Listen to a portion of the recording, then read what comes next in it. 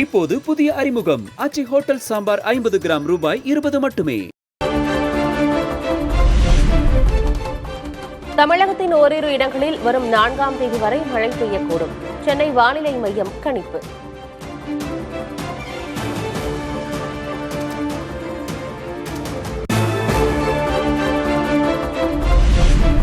தமிழ்நாடு மற்றும் புதுச்சேரியில் அதிகபட்ச வெப்பநிலை சற்று உயரக்கூடும். வானிலை மையம் தகவல்.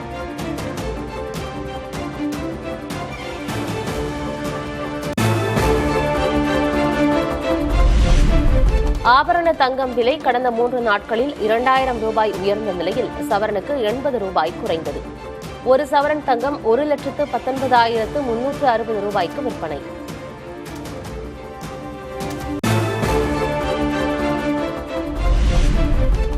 சென்னையில் 1 கிலோ வெள்ளி விலை 2,95,000 ரூபாயாக தொடர்கிறது. 295 ரூபாயாகவே நீடிக்கும் 1 கிராம் வெள்ளியின் விலை.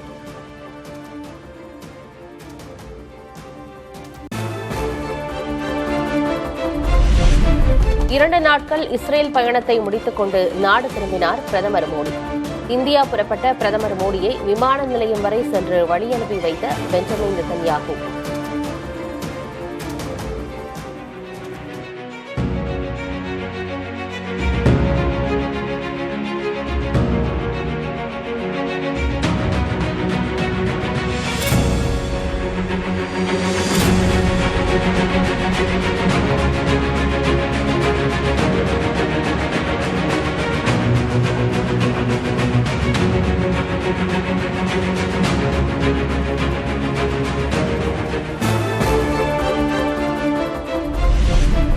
பிரதமர் மோடி முன்னிலையில் இந்தியா இஸ்ரேல் இடையே பல்வேறு ஒப்பந்தங்கள் கையெழுத்து. செயற்கை நுண்ணறிவு துறையில் ஒத்துழைப்பை வலுப்படுத்தவும் உடன்பாடு.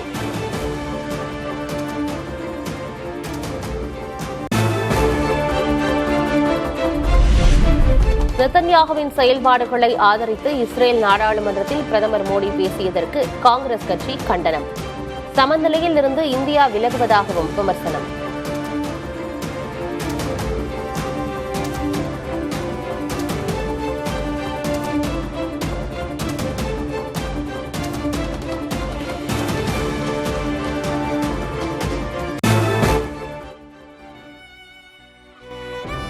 கம்யூனிஸ்ட் கட்சியின் மூத்த தலைவர் நல்லக்கண்ணுவின் உடல் சென்னை மருத்துவக் கல்லூரி வசம் ஒப்படைப்பு.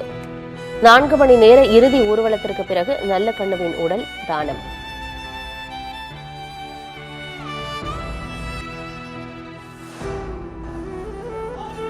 இந்திய கம்யூனிஸ்ட் கட்சியின் மூத்த தலைவர் தோழர் நல்லக்கண்ணுவுக்கு அரசு மரியாதை. 72 குண்டுகள் முழங்க முழு மரியாதை வழங்கியது தமிழக அரசு.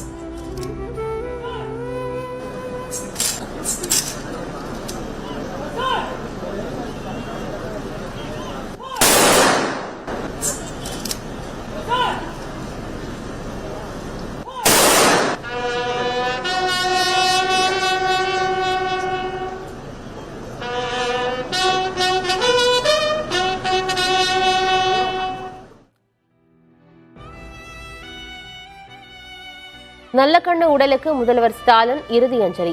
வாழ்நாள் போராளிக்கு செவ்வணக்கம் என முழக்கமிட்டு அஞ்சலி.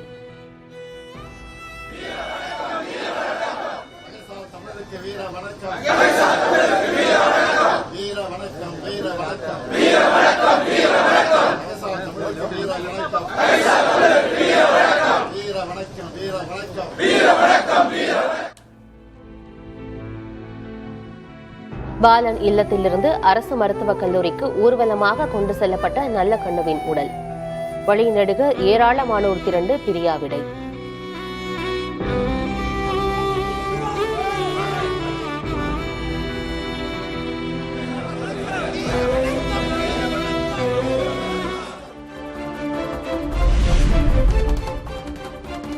தமிழக சட்டமன்ற தேர்தல் தொடர்பாக தலைமை தேர்தல் ஆணையர் 2வது நாளாக இன்று ஆலோசனை.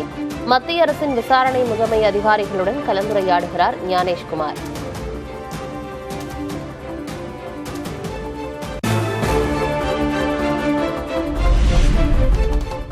சட்டமன்ற தேர்தல் நெருங்கும் நிலையில் அமலாக்கத்துறை தலைமை இயக்குநர் ராகுல் நவீன் சென்னை வருகை.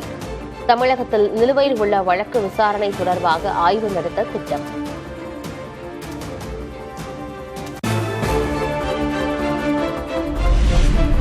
சட்டமன்ற தேர்தல் தொகுதி பங்கீடு தொடர்பாக திமுக மார்க்சிஸ்ட் கம்யூனிஸ்ட் இடையே இன்று பேச்சுவார்த்தை. இரட்டை இலக்கத்தில் தொகுதிகளை கேட்க இருப்பதாக மாநில செயலாளர் சண்முகம் தகவல்.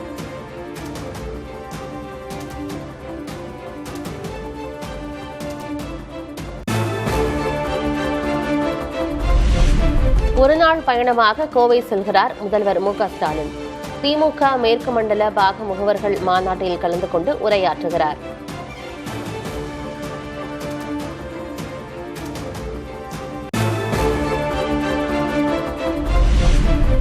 தத்தமது நிலைப்பாட்டிலிருந்து இறங்கி வராத திமுக காங்கிரஸ் கூட்டணி பேச்சுவார்த்தை முடக்கம்.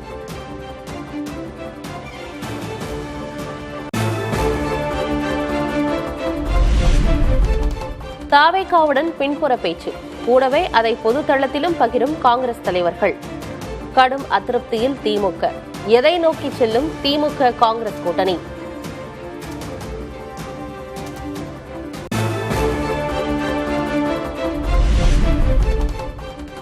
பொதுவெளியில் விமர்சனங்கள், சமூக வலைதளங்களில் நிழல் யுத்தம். முதல்வர் ஸ்டாலின் மற்றும் திமுக பிம்பத்தை சிதைக்கும் காங்கிரஸ். இரண்டில் ஒரு முடிவு நோக்கி நகரும் திமுக.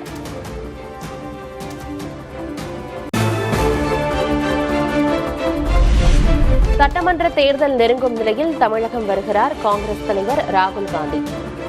ராகுலின் தமிழக பயணத்திட்டம் ஓரிரு நாட்களில் உறுதியாக வாய்ப்பு.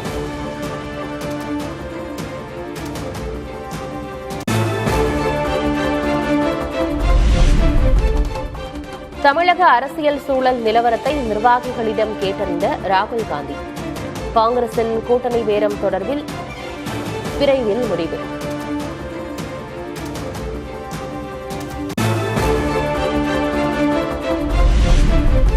தமிழகத்தில் காங்கிரஸை பலப்படுத்தும் திட்டத்தில் ராகுல் காந்தி. தேர்தலையொட்டி தமிழக காங்கிரஸ் நிர்வாகத்தில் மாற்றங்களுக்கும் வாய்ப்பு என தகவல்.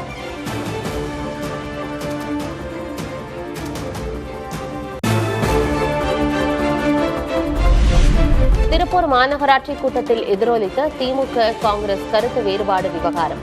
திமுக மேயர் காங்கிரஸ் உறுப்பினரிடையே காரசார விவாதம்.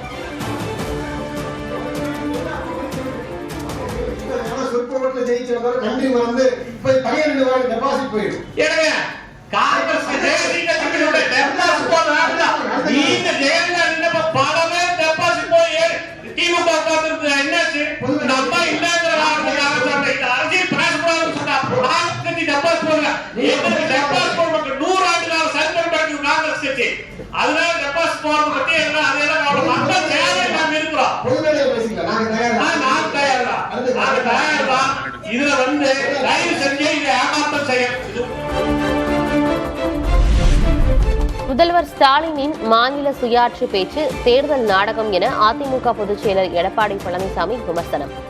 மோடி எதிர்ப்பிலும் இரட்டை வேடம் போடுவதாக சாடல்.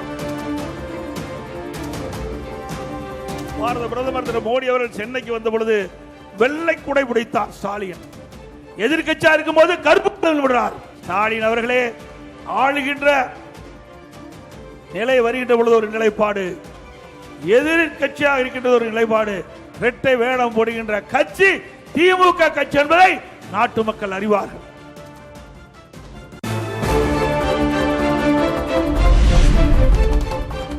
எஸ்ஐ தேர்வில் தமிழ் பாடத்தில் இருந்து வினாக்கள் கேட்கப்படாதது குறித்து பழனிசாமி விமர்சனம். எங்கும் தமிழ் என்பது வாயளவு கொள்கைதானா என்றும் கேள்வி.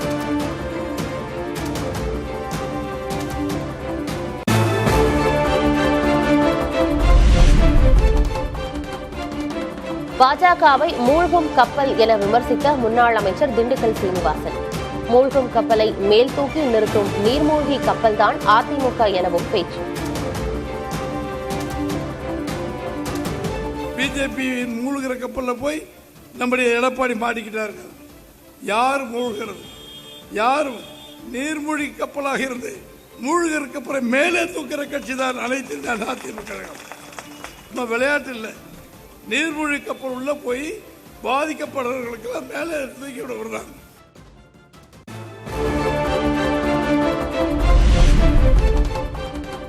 பிரதமர் மோடியின் மதுரை பயணத்திற்கு பிறகே பழனிசாமியோடு தொகுதி பங்கீடு பேச்சுவார்த்தை. பாஜக மாநில தலைவர் நயினார் நாகேந்திரன் திட்டவட்டம்.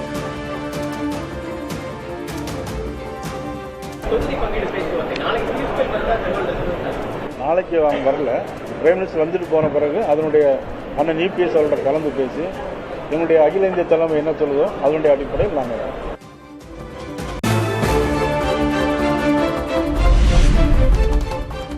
ஊடக விவாதங்களில் பங்கேற்க தாவேகாவினருக்கு கட்டுப்பாடு விதிப்பு.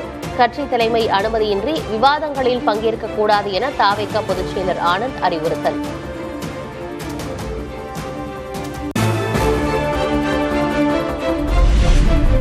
இன்னும் 2 நாட்களில் கூட்டணி தொடர்பான அறிவிப்பு வெளியாகும் என பாமக நிறுவனர் ராமதாஸ் பேட்டி.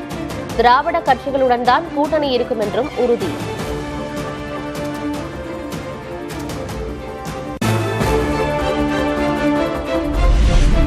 இரண்டு நாட்கள் நடைபெறும் கச்சத்தீவு அந்தோணியார் கோயில் திருவிழா இன்று தொடங்குகிறது.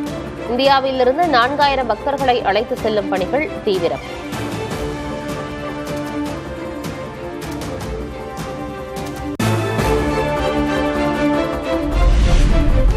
சென்னை வேளச்சேரி பரங்கிமலை இடையேயான மின்சார ரயில் போக்குவரத்து சேவை மார்ச் 10ஆம் தேதி முதல் பயன்பாட்டிற்கு வரும் என தெற்கு ரயில்வே அறிவிப்பு.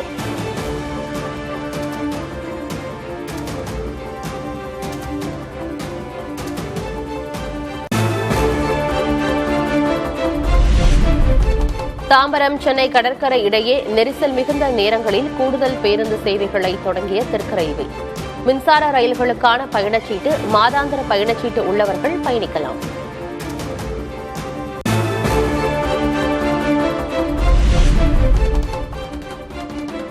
ரயில் பயணிகளின் சிரமத்தை குறைக்க கூடுதலாக 20 சிறப்பு மின்சார ரயில்களை இயக்க முடிவு.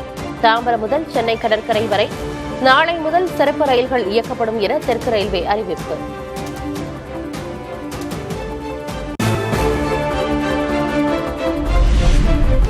நீதித்துறையை விமர்சிக்கும் 8ஆம் வகுப்பு பாடப்புத்தகத்துக்கு உச்சநீதிமன்றம் தடை விதித்ததன் எதிரொலி. அனைத்து விதமான பதிப்புகளிலிருந்தும் பாடப்புத்தகங்களை உடனடியாக திரும்பப் பெற NCERT இயக்குநருக்கு கடிதம்.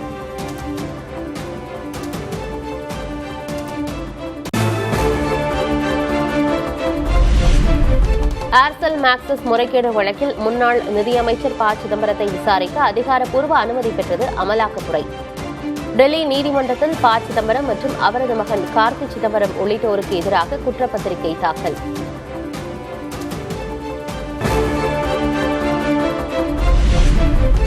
நள்ளிரவில் போராட்டத்தில் ஈடுபட்ட டெல்லி ஜவஹர்லால் நேரு பல்கலைக்கழக மாணவர்கள் கைது. துணைவேந்தரின் சர்ச்சையான கருத்துக்களை கண்டித்து பேரணி சென்றவர்கள் தடுத்து நிறுத்தம்.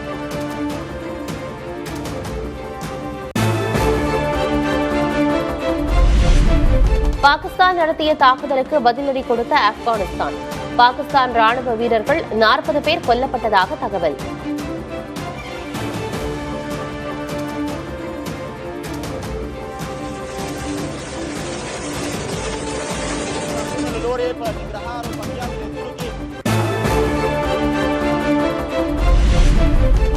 ஜிம்பாப்வேக்கு எதிரான உலகக்கோப்பை T20 சூப்பர் 8 சுற்று ஆட்டத்தில் இந்திய அணி வெற்றி. இந்திய பந்துவீச்சாளர்களின் சாகசத்தால் 72 ரன்கள் வித்தியாசத்தில் வீழ்ந்தது ஜிம்பாப்வே.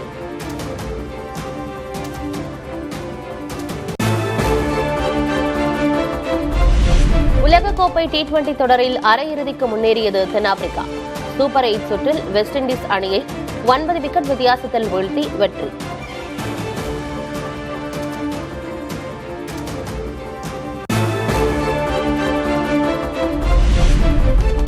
ராஜஸ்தானின் உதய்பூரில் விஜய் தேவரகொண்டா ராஷ்மிகா ஜோடியின் திருமணம் கோலாகலம். குடும்பத்தினர், நெருங்கிய நண்பர்கள் சூழ நடைபெற்ற திருமணத்தின் புகைப்படங்கள் சமூக வலைதளங்களில் வைரல். இப்போது புதிய அறிமுகம் ஆச்சி ஹோட்டல் சாம்பார் 50 கிராம் ரூபாய் 20 மட்டுமே.